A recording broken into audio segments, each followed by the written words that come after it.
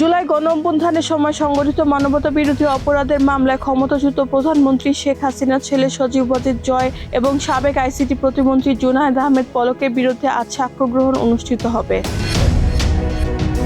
18 মে আন্তর্জাতিক অপরাধ tribunal 1-এর chairman বিচারপতি মোহাম্মদ গোলাম মর্তুজা মজুমদারের নেতৃত্বাধীন বিচারিক প্যানেলে এই সাক্ষ্য গ্রহণ হওয়ার কথা রয়েছে।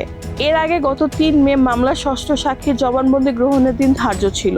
তবে অসুস্থতার কারণে ওই সাক্ষী ট্রাইব্যুনালে হাজির হতে না পারায় সাক্ষ্য গ্রহণ পিছিয়ে আজকের দিন নির্ধারণ করা হয়। মামলায় গ্রেফতার হয়ে বর্তমানে কারাগারে রয়েছেন পলক।